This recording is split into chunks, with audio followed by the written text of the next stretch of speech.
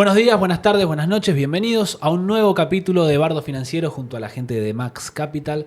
Me acompaña Mati Lara, ¿cómo andás? ¿Qué haces, Nico? ¿Cómo anda todo? Gran economista, ya sos reconocido. Ya no sé si reconocido, pero ya por lo menos Bardo- hemos hecho muchos programas, eso Pero no lo podemos negar. Bardo te está haciendo famoso. Sí. Hay unos reels ahí tremendos. Es más, vienen de afuera para ser entrevistados por vos. Mirá, increíble. Sí, le agradecemos muchísimo. Se vino directo desde San Rafael a Bardo para estar el día de hoy. Alguien líder de una industria acá en Mendoza que nosotros hasta ahora no habíamos tocado, que es el plástico. Mucho para hablar al respecto. Le agradecemos al dueño de Plastiandino, Hugo Bianchi. ¿Cómo estás? Bienvenido. Muy bien, muchas gracias por la invitación y un gusto de compartir este momento con ustedes. ¿Bianchi o Bianchi? Bianchi. Bianchi. Sí, para que no Yo- me orienten nuestros ascendentes. Yo pregunto porque siempre a los Bianchi o a los Bianchi está esa duda, ¿viste? Alguno le decís Bianchi y te miran como diciendo, no, soy Bianchi, y siempre le pifiás. Uno No, siempre no. le pifia. Si vas en italiano es Bianchi, pero te cansas de aclararlo, entonces es Bianchi. ¿Cómo andás? ¿Cómo estás, Pero Hugo, hoy? Muy bien. Bien, bien. Pasaste una de las peores pesadillas para cualquier empresario de cualquier industria, ¿no? Que es un incendio. Sí, ya hace 22 meses casi que perdimos toda nuestra planta industrial, pero bueno, estamos que la semana que viene vamos a hacer la presentación en sociedad de la nueva planta, así que contentos de haber superado esta instancia y bueno, y enfocados en el desafío que viene en este nuevo país que estamos empezando a construir, que nos cambia un poco también el paradigma, la forma en que hacemos los negocios. Ahora, enseguida nos metemos a full tu negocio y full las finanzas y full el plástico, pero hasta ahora no habíamos hablado con nadie que tuviera que empezar o sea, con un negocio súper exitoso, funcionando, tener que volver a empezar y atravesar una tragedia. Todos hablan de la pandemia, digamos. Vos tuviste la pandemia y encima después un incendio. Contanos un poco cómo fue ese momento, cómo te enteraste vos. Mirá, realmente es algo para lo que uno no está preparado, porque uno como empresario siempre imagina situaciones y vas generando algunos escenarios posibles. Nosotros habíamos terminado un proceso de inversión que nos llevó durante el año 2021-2022, que fue una ampliación y renovación de tecnología muy importante. Y de las veces que uno como pyme va creciendo, siempre uno va dando pasos y como los recursos son escasos, siempre te falta algo por terminar. Y era la primera vez que terminamos un proceso de inversión y estábamos orgullosos y contentos de que lo habíamos hecho como queríamos y habíamos puesto todo, lo que incluía también la renovación de toda la red de incendio de la planta.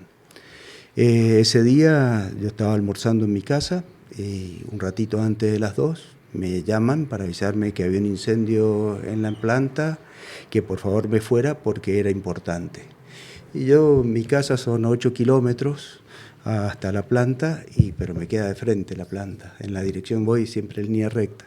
Y yo veía las llamaradas que se veían desde los 8 kilómetros y ya realmente la desesperación por llegar fue grandísima y cuando uno llegó ya llevaba 15 minutos el incendio y estaba totalmente tomada la planta y no se podía hacer nada. Así que fueron varias horas de ver esa situación y realmente es algo muy muy fuerte. Hay algo que nunca entendí en mí, pero desde ese mismo momento y al otro día mi mente estuvo puesta no en lamentar lo que había pasado, que fue por suerte todo material, no hubo ni un solo herido. Nosotros teníamos brigadas tanto de accidente como de incendio, todo actuó como tenía que actuar, pero la magnitud del siniestro hizo que fuera imposible contenerlo. Pero desde el otro día estuvimos pensando en cómo tener un plan de contingencia para atender a nuestros clientes y cómo íbamos a organizarnos para poder llevar adelante gestiones que permitieran reconstruir la empresa. Hubo sí el apoyo desde la política, decir, che, muchachos, los vamos a acompañar, veamos cómo podemos hacer, qué es lo que podemos hacer para que la empresa no desaparezca.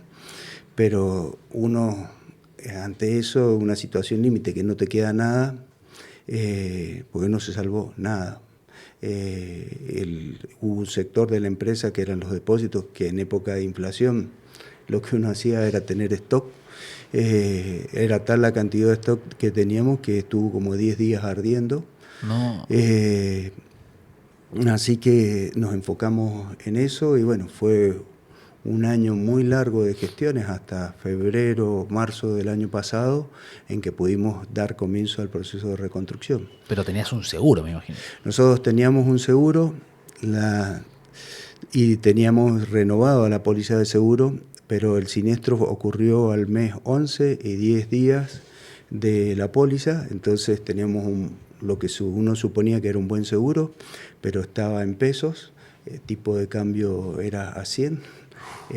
Cuando sucedió el siniestro íbamos por 400 y cuando lo cobramos iba por 800, así que tuvimos una fenomenal licuación de algo que nosotros creíamos que teníamos bien asegurado, y eso fue uno de los temas que dilató el proceso de tomar la decisión de reconstrucción y que requirió que nosotros realizáramos muchas gestiones entre el municipio, la provincia y la nación para ver de qué forma se nos podía compensar por la licuación de nuestro dinero.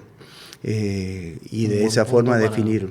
Un buen punto para analizar todos los que tienen seguro, ¿no? Es decir, nosotros, en un país, sí. Tal vez hoy es distinta la situación, pero a cualquiera que le haya pasado algún siniestro del estilo, que haya tenido que cobrar un seguro, le habrá pasado algo similar. En esa época sí, nosotros habíamos logrado una negociación de que el seguro pasaba a ser en dólares.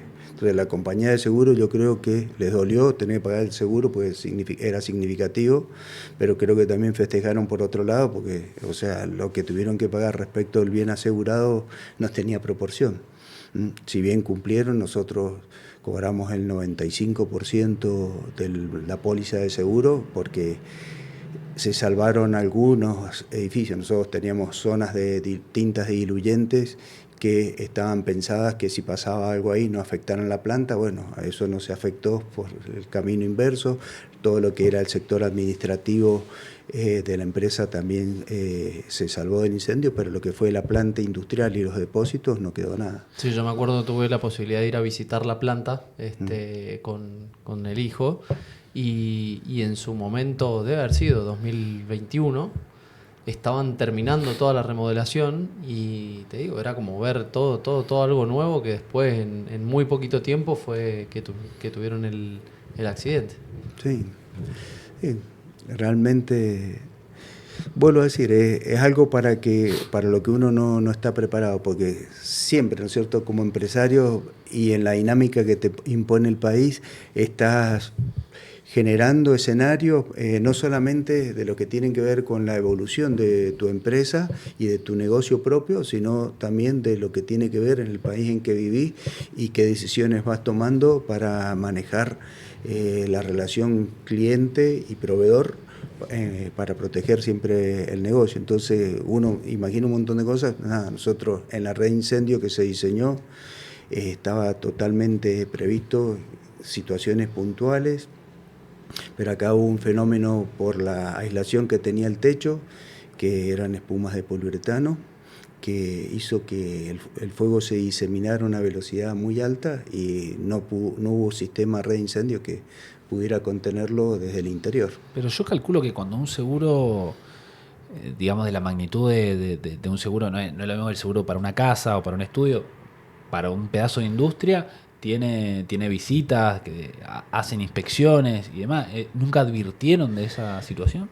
Todos los años, cada vez que renovás el seguro, previo a la renovación, tenés un esquema de auditoría donde se te marcan oportunidades de mejora que tenés respecto del edificio para ir exactamente a evitar que tengas alguna situación particular como esta, pero nunca se nos dijo, miren, ustedes, como está definida la estructura que teníamos de la planta inicial, eso es una situación peligrosa, o lo corrigen o no se puede asegurar.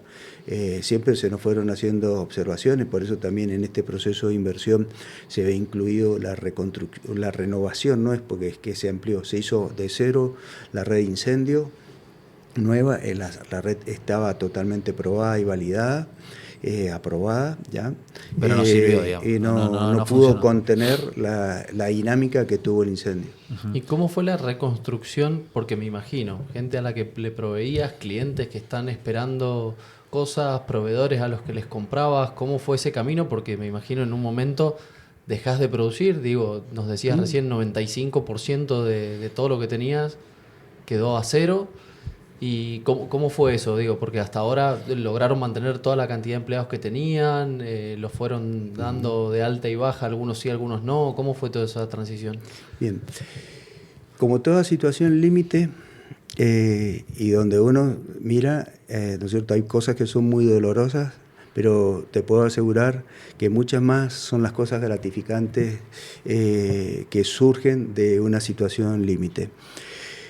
Nosotros, como te dije, empezamos al otro día a sentarnos como equipo y dividir tareas y ver cómo íbamos a poder atender a los clientes. Y eso fue gracias a que un conjunto de colegas distribuidos entre San Juan, Córdoba, Paraná, Buenos Aires y todo el AMBA, nos abrieron sus puertas e inmediatamente nos llamaron y se pusieron a disposición colegas con los que incluso competíamos en determinadas familias de productos y se pusieron a disposición para que Plastiandino no desapareciera del mercado. Qué bien, podrían haber dicho, qué bien, aprovecho esta oportunidad para mercado, meterme en el mercado. Nos abrieron sus puertas para que así fuera.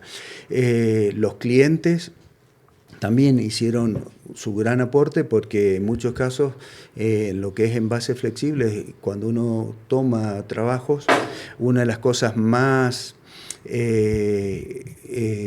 costosas, si se quiere, son los elementos de impresión que hacen un costo fijo de entrada y el cliente te lo paga cuando lo tomás como cliente o ellos te hacen el pedido, pero en este caso hubo que reponer todos esos elementos y los clientes aceptaron volver a pagar, nos acompañaron, nos siguieron abriendo sus puertas para que pudiéramos seguirle entregando.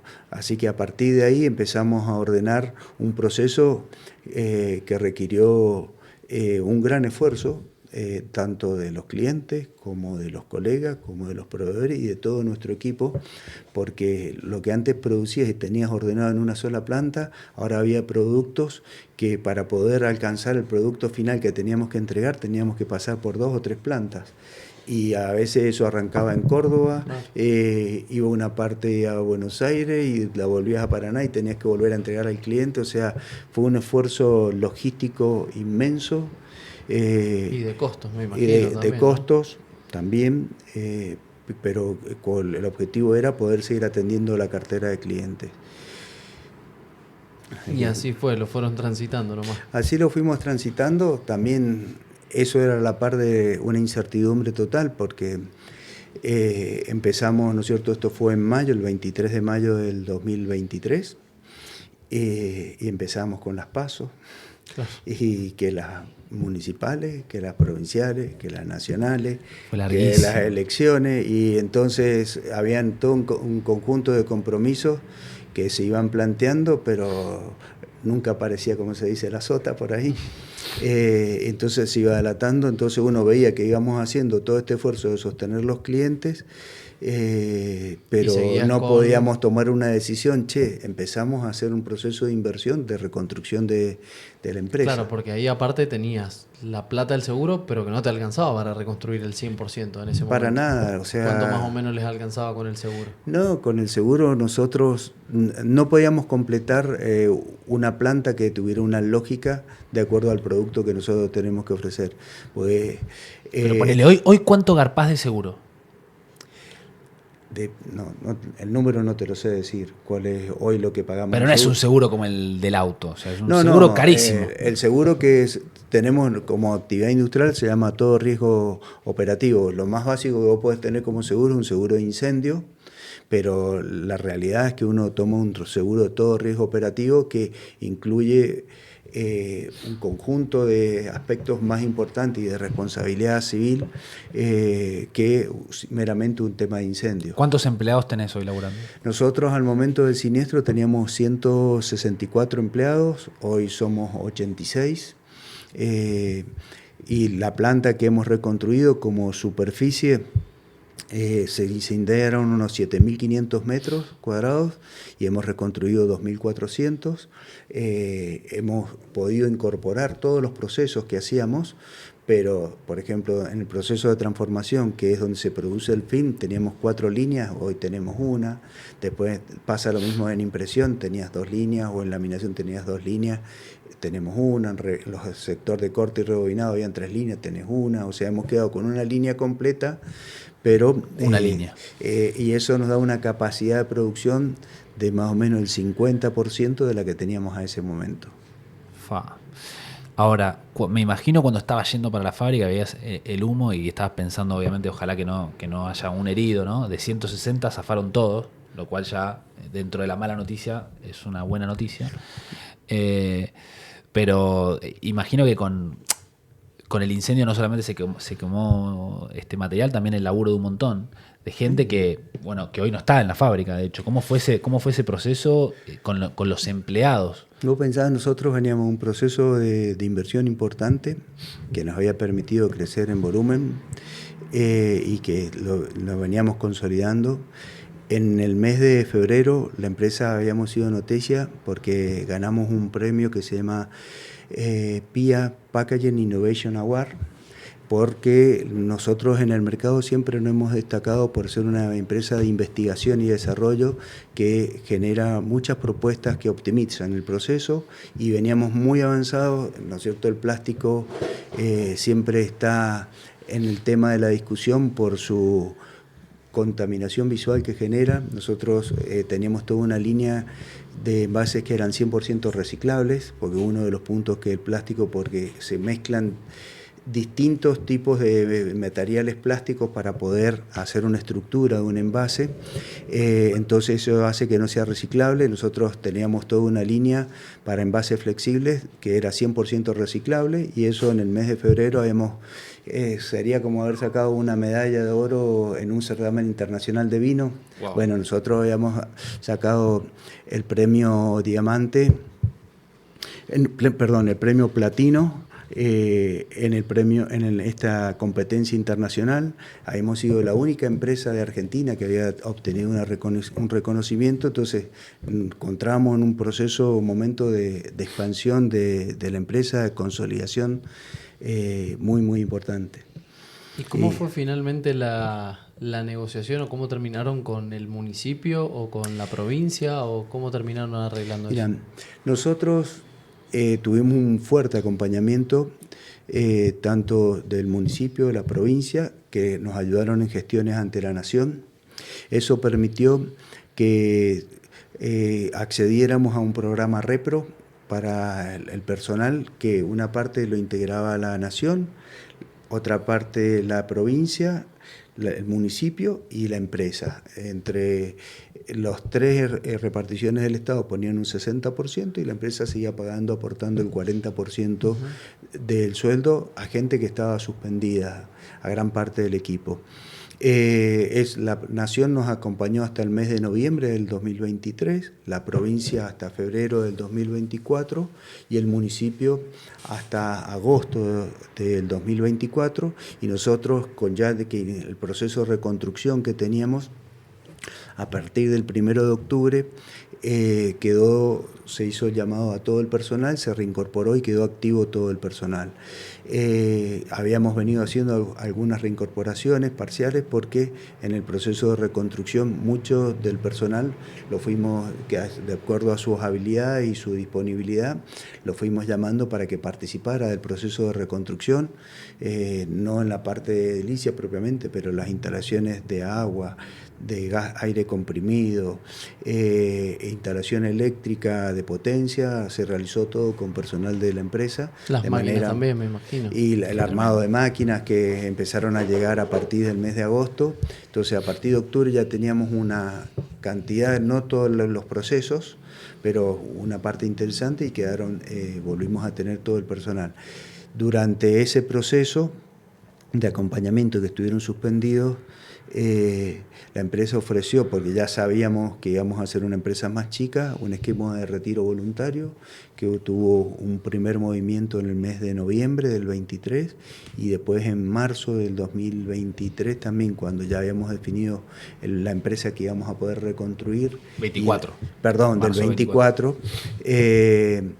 También ofrecimos un segundo esquema de retiro voluntario para nivelar la planta a la capacidad que íbamos a tener cuando tuviéramos todo operativo.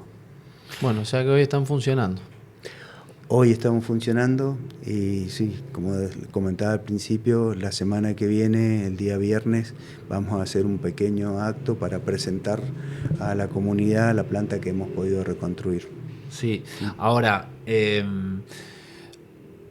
digamos, muerto el rey, viva el rey, ¿no? Ahora empezamos de vuelta. ¿Cuál es, digamos, para recibir la ayuda de un municipio, para recibir la ayuda de la provincia, de nación y demás, también muestra la importancia que de golpe tenía y tiene Plastiandino en un rol social y en un rol productivo en Mendoza, ¿no? ¿Cuál es el valor que vos hoy, no sé si cambió un poco tu perspectiva del valor que tenía para vos la empresa, el valor que tiene hoy?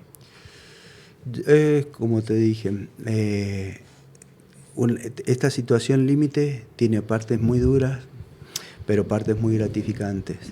Yo creo que los empresarios, que uno siempre tiene por ahí, si se quiere, un prejuicio de que no es apreciada la actividad que uno realiza, el grado de reconocimiento y el impacto que generó la situación, la solidaridad que recibíamos, no solo uno como empresario, sino el acompañamiento y la contención que tuvo todo el personal desde que iban al mercado, sabían que eran empleados de Plastiandino, entonces tenían un descuento especial para hacer gestiones también. O sea, se dio todo un proceso que nos permitió decir, más allá de la voluntad de uno, que te sentís acompañado y decir sí. Vale por todo esto enfocarme en reconstruir lo que en mi caso era lo que había hecho toda mi vida, porque la empresa tiene 53 años y yo tengo 59. Claro. Desde que tengo uso de razón, a mi padre lo conocí haciendo la empresa y, o sea, es la imagen que tengo. Mi casa, las vacaciones no eran para dormir, sino que íbamos a trabajar en el verano a la empresa y después a la tarde al club, pero no eran para dormir. Así que también desde chiquito siempre estuve involucrado en la empresa, en los procesos productivos, o después cubría cosas administrativas, así que mi vida transcurrió ahí, es lo que aprendí a hacer toda mi vida. ¿Puedes contarnos hoy un poco, digamos, qué es lo que hacen? Sí. Yo de afuera veo Plastiandino, sé que es un monstruo, sé que es algo gigante, sé la historia un poco de lo que pasaron, veo la cantidad de empleados que tienen, pero no entiendo qué hacen. O sea, no sé qué hacen ahí adentro y cómo llegan al producto, digamos. Nosotros, te cuento un poquito más desde el arranque. Mi padre, Rodolfo Edmundo Bianchi, es el quinto hijo de los 6 hijos que tuvo Valentín Bianchi, el fundador de la bodega. Mi padre era ingeniero mecánico electricista, porque en la época que él se graduó no existía la electrónica todavía. Y él, cuando empezó a trabajar en su empresa familiar, se dio cuenta que el espacio que tenía no era el que le gustaba y decidió encarar un proyecto propio. Para eso contrató acá en Mendoza la asesoría de un licenciado en administración, un profesor de la UNC, el licenciado Néstor Donato Ferrari, que le hizo un estudio de 3 proyectos o ideas que él tenía. Uno era poner, año 1970, un laboratorio de revelado de fotocolor, porque todas las fotos, incluso acá de la ciudad de Mendoza, se mandaban a revelar a Buenos Aires. El otro era una fábrica de las valvulitas para los aerosoles. Ajá. Y la otra una fábrica de bolsas de polietileno. Y el proyecto, bueno, con el que empezó y que arrancó en el año 1972 su producción, fue la fábrica de bolsas de polietileno. Primero estuvo orientado a lo que eran bolsas comerciales, pero él como ingeniero le gustaba más la parte industrial y había comprado equipos de una capacidad productiva que no se adaptaba a hacer tandas o lotes pequeños que requería lo comercial, entonces empezó a abocarse a la parte industrial. Originalmente eran bolsas para, si se quiere, para la cal en San Juan, vendía y hacía algo de empaques para lo que era agrupar botellas de gaseosas, ese tema. Y yo me sumé a la empresa, si bien, como te decía, de chiquito íbamos a trabajar los veranos, yo me recibí por el año 89, 90, de licenciado en administración acá en Mendoza, en la UNC, y ya en mi último año me empecé a sumar a la empresa y a ayudarlo a mi padre porque, bueno, todo el tema de la hiper lo había afectado y yo empecé a acompañarlo en ese proceso para ordenar y darle mi perspectiva sobre lo que había sido mi formación profesional. Y ahí el negocio empezamos a migrar un poquito, porque primero nos orientamos fuertemente en hacer empaques.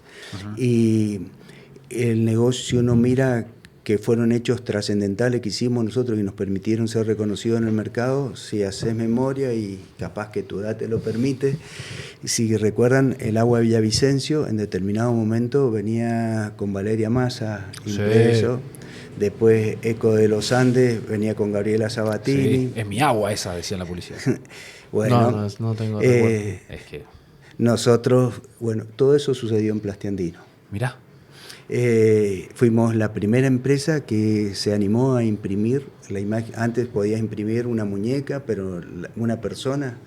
Y habíamos traído tecnología y produjimos un cambio tecnológico que nos permitió mejorar la calidad de lo que ofrecía la imagen, pero también produjimos un golpe muy fuerte porque los empaques para hacer 6 botellas de agua tenían un espesor de 100, 110 micrones y nosotros trajimos una tecnología de coextrusión que permitía reducir ese espesor a 60 micrones, o sea que el cliente tenía un ahorro muy significativo en la cantidad de material que utilizaba, lo cual al bajar a casi a la mitad quería decir que necesitabas la mitad de espacio en bodega para poder hacer la misma cantidad de paquetes y a eso se le sumó esa calidad de impresión.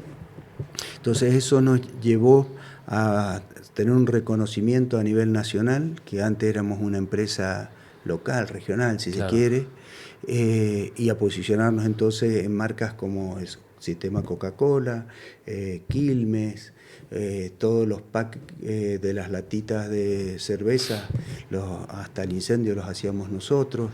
Entonces nos permitió en lo que era empaque alcanzar un nombre y una distinción muy muy importante. Y eso lo aprovechamos para dar un salto hacia lo que era el envase flexible.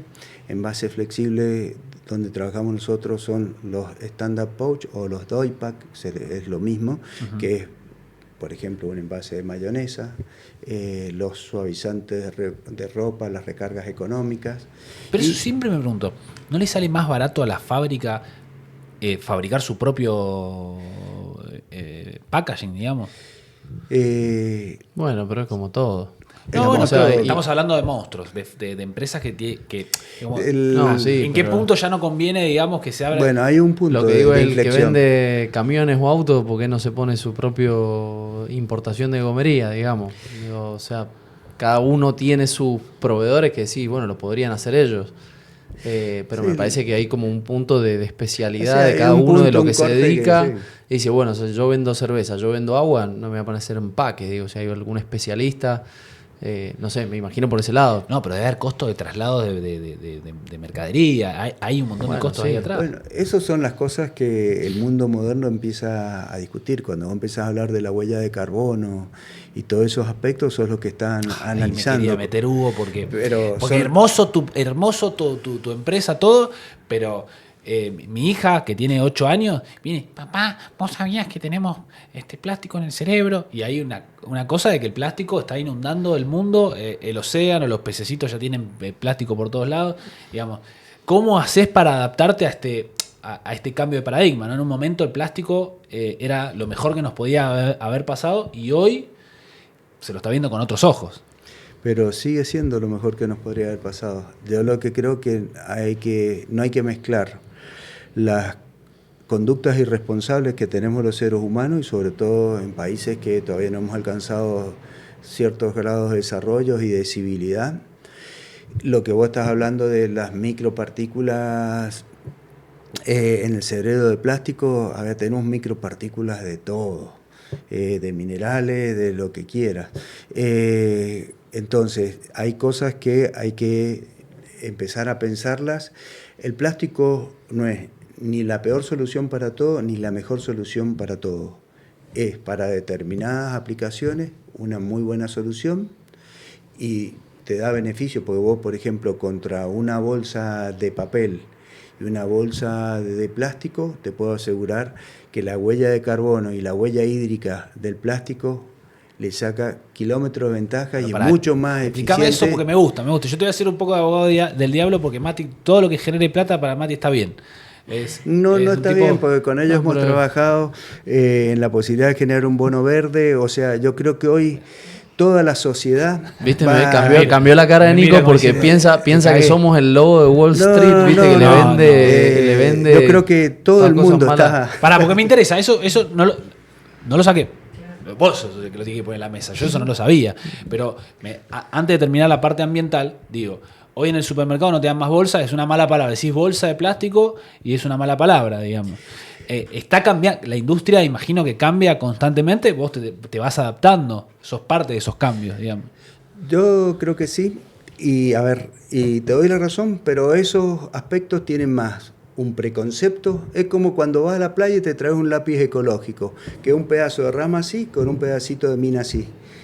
Y entonces, si vos lo decís, que todas las necesidades de lápices que vos tenés para que se desarrollen las actividades que se desarrollan, lo vas a hacer con ese lápiz ecológico, no te va a quedar un solo árbol. Vos, Hugo, me dijiste, nosotros siempre fuimos Plastiandinos, fue fuente de innovación. Sí. Hay parte de desarrollo e innovación en tecnologías, por ejemplo, que sean más biodegradables. ¿Se labura desde ese enfoque o no? Hay conceptos, por eso te lo dije, ni es la peor solución ni la mejor solución. De los plásticos existen plásticos biodegradables y lo van a mezclar con otra palabra que es bioplásticos. Acá. Y eso es muy diferente. Bioplástico es un plástico de origen vegetal. Por ejemplo, un polietileno, que es un derivado del petróleo, también se puede obtener como derivado de la caña de azúcar y en ese caso es un bioplástico. Y el polietileno no es biodegradable, Okay. pero puede ser un bioplástico. Tenés el ácido poliláctico que se está usando en algunas bolsas de supermercado, lo vas a ver como abreviatura PLA, PLA, es ácido poliláctico, eso es un derivado de el maíz. Y ese plástico es bioplástico y biodegradable. Ahora, para que el plástico, y en lo que todos estamos pensando, de que no deje su impronta en el medio ambiente, también tiene que tener otra condición, que es compostable. Que quiere decir que en condiciones anaeróbicas ese plástico se va a poder degradar. Y ahí empieza un gran tema interesante a ver cuando vas a analizar huella de agua y huella de carbono.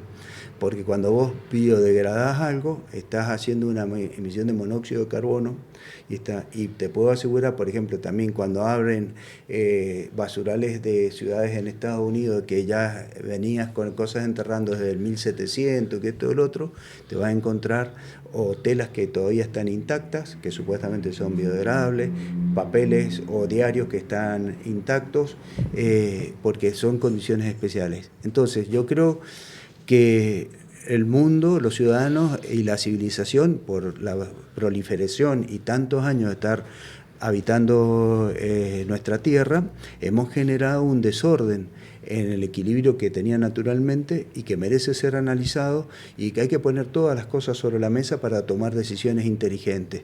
La de la bolsita de residuos de supermercado, personalmente creo que es la decisión de las menos inteligentes, porque todo lo que hacíamos con la bolsita de supermercado llegaba, era la perfecta para poner en el balde del tachito de residuos y después como tenía las orejitas para llevarla, la podías atar perfecta y la podías sacar a disposición afuera. Entonces yo creo que se tendría que haber estandarizado la medida para que así como vos vas y compras la bolsa de residuos, tener una medida de supermercado, y es más, podría hasta el supermercado tener de un lado su marca y del otro lado una impresión, ponerle en rojo para que tengas ahí desechos que son orgánicos, una impresión en verde para que saques todo lo que son residuos secos. ¿Pero por qué para se que toman puedan esas reciclar. decisiones entonces? O sea, es muy Porque interesante. hay preconceptos, como te dije, el más burdo, los lápices que son, ¿no es cierto?, un lápiz que te llevas que es orgánico, que esto, el otro, que te venden que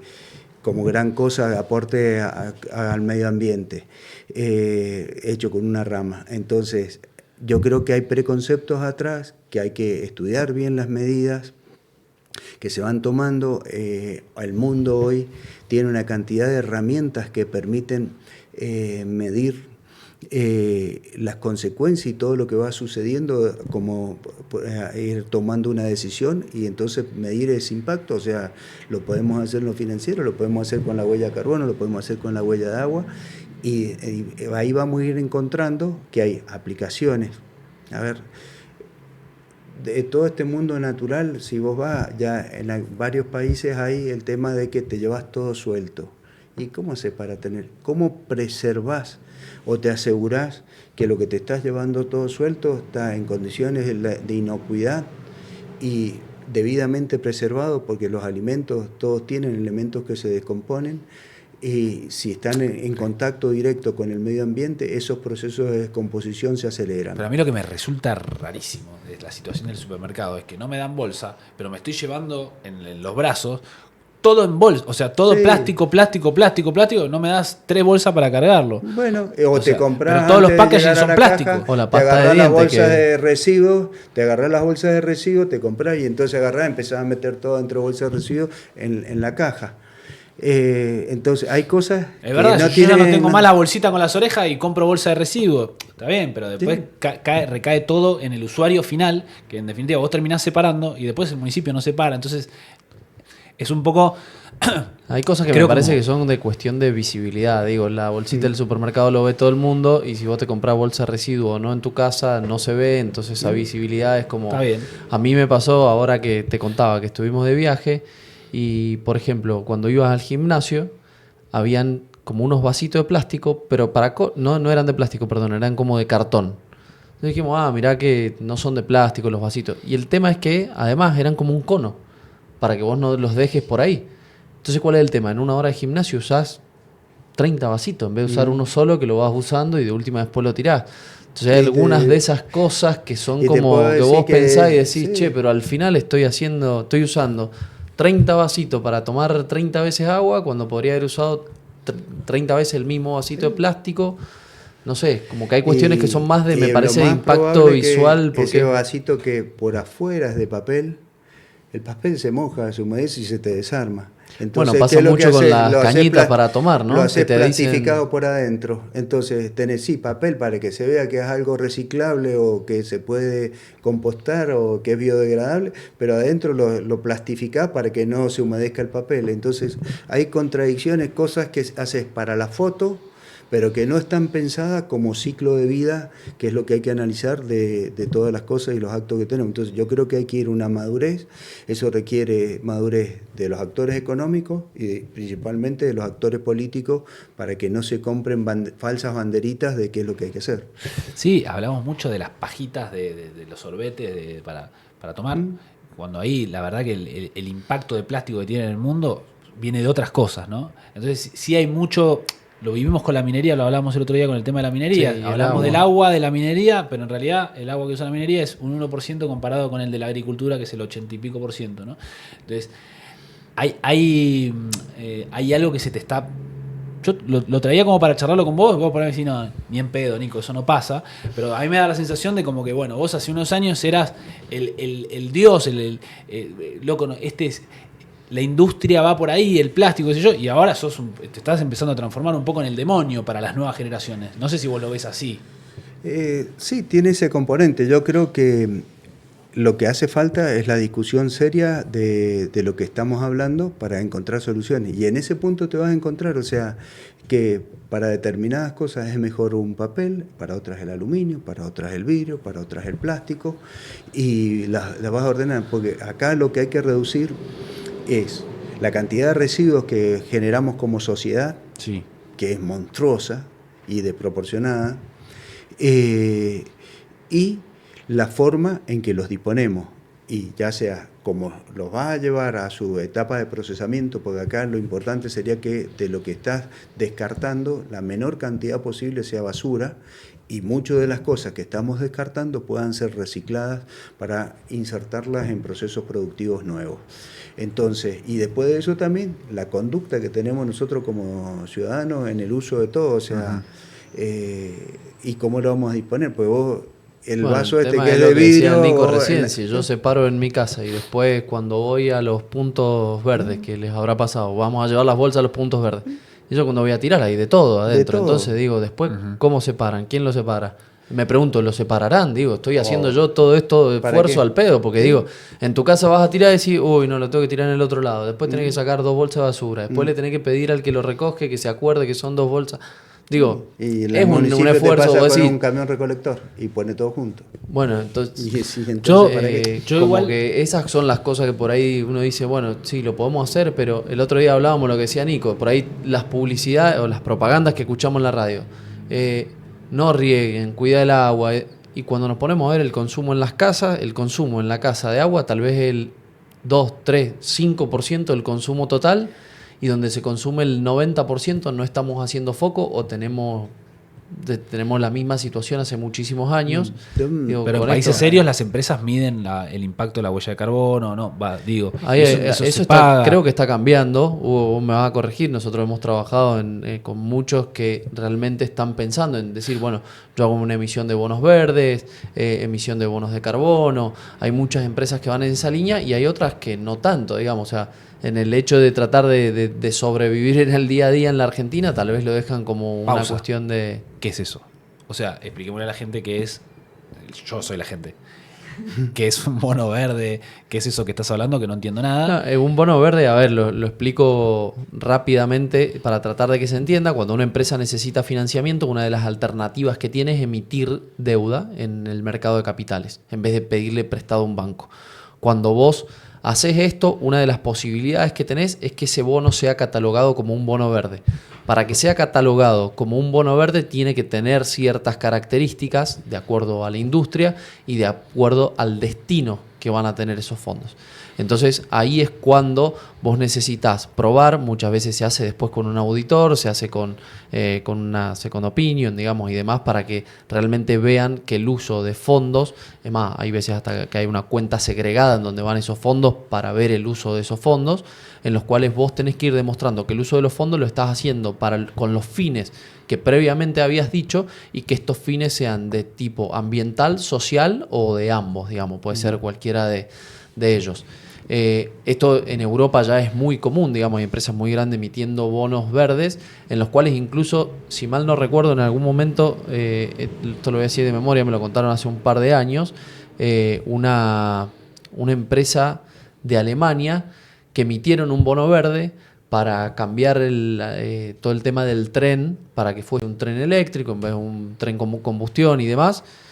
Y cuando los inversores, digamos, los que pusieron plata para financiar esto, se enteraron que el tren, por más que fuera eléctrico, lo que estaba transportando era carbón, lo que dijeron fue, empezaron a levantar la mano. ¿Qué es lo que pasó ahí? Inmediatamente, digamos, hay cómo accionar para que la empresa devuelva esos fondos de antemano, digamos, o sea, como una especie de precancelación de esa financiación que se les había dado. Entonces, esto se está empezando a dar en Argentina. Hay, por ejemplo, fondos comunes de inversión que solamente pueden invertir en productos catalogados como verdes. ¿Qué quiere decir esto? Que tienen que comprar un bono emitido por una empresa o por un municipio. Por ejemplo, el municipio de Godoy Cruz hace el año pasado o el anterior, no me acuerdo, creo que fue 2023, emitió letras verdes que era para cambiar el alumbrado, por ejemplo, uno de los fines que era eso. Entonces, bueno, sí existen ese tipo de cosas y que se están empezando a generar. Pero Plasquendino no me puede emitir un bono verde. Depende. Depende ¿Por qué no? qué fin le vayas a dar esos Ya usos. me quiere vender un bono verde, Plastiandino. No, pero por No, ejemplo, Plastiandino. Te quiero vos tener decís- de inversor. Sí, Claro, bueno, yo ahí ta- va. Bueno, yo también. La verdad es que se puede siempre y cuando vos tengas un fin que tenga que ver de nuevo con un impacto ambiental y o social en el destino de esos fondos. Entonces de repente muchas empresas, que capaz que no es el caso, pero vamos a cambiar todo lo que tenga que ver con iluminación por iluminación LED, bueno, le estás dando un fin que tiene que ver con mejorar las condiciones ambientales o disminuir el daño ambiental que yo estoy generando dentro de la planta. El objetivo de esos fondos no es que vos amplíes tu planta o que tengas una producción, porque cambiaste una máquina que produce más unidades, sino estás pensando en que el impacto que tiene en el medio ambiente tu actividad industrial por unidad producida se reduzca. A partir de ahí es donde estás generando la oportunidad de un bono verde. Entonces, por ejemplo, el reemplazar iluminación común por luz LED, que te consume un cuarto, entonces son distintos parámetros que entran para medir el beneficio tanto ambiental como social de la inversión que tiene. Y es súper amplio, pero la idea un poco es lo que dice Hugo, es, bueno, de lo que yo produzco tengo que disminuir, digamos, el daño ambiental que genera. Bueno, entonces lo puedo hacer obteniendo financiación en el mercado, que de nuevo, hay inversores, hay fondos comunes de inversión y demás que están obligados a invertir en este tipo de instrumentos, con lo cual la demanda te diría que está casi asegurada, digamos, desde ese punto de vista. Entonces está bueno que se empiecen a generar esas sinergias de los dos lados. Ahora, después hay otro punto, y esto lo voy a hacer un poco más cortito, que es la emisión de bonos de carbono. Que esto no tiene tanto que ver con conseguir financiamiento, sino es compensar el daño que yo estoy generando. Para compensar el daño que estoy generando, lo que hago es comprarle un bono de carbono a una empresa que, por ejemplo, está forestando una región determinada. Entonces, esa empresa, por ejemplo, presenta todo un proyecto en el cual va a forestar cierta cantidad de hectáreas, hay que certificarlo, hay que ver que realmente hay que medir el impacto y demás. Entonces, una vez certificado eso, esa empresa dice, bueno, yo tengo todos estos bonos de carbono, digamos. Entonces la empresa que no ha emitido un bono, que no va a invertir por lo que sea, dice, bueno, yo para compensar esto lo que voy a hacer es comprar este bono de carbono que me lo va a emitir alguien, que entonces así bajas tu huella de carbono, Buenísimo. digamos, en ese sentido. Son esas dos.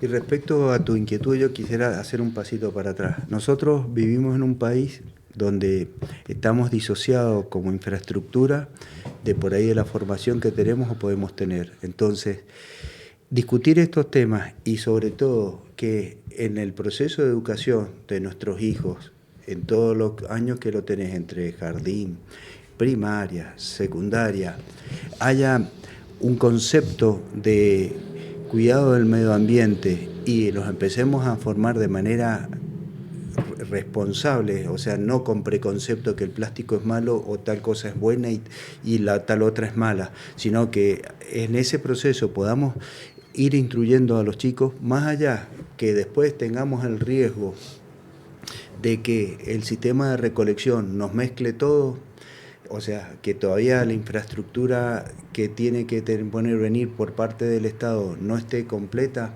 Yo creo que es más que positivo, porque en algún momento vas a llegar, pero si vos por más que pongas recursos en invertir algo, si no existe cultura y no existe educación, no lo vas a resolver. Entonces, aunque no tengamos todavía la infraestructura, que se dispare el proceso cultural y el proceso de educar a las futuras generaciones para hacerlo, a mí creo que es más que positivo que ya por lo menos en esa etapa estemos.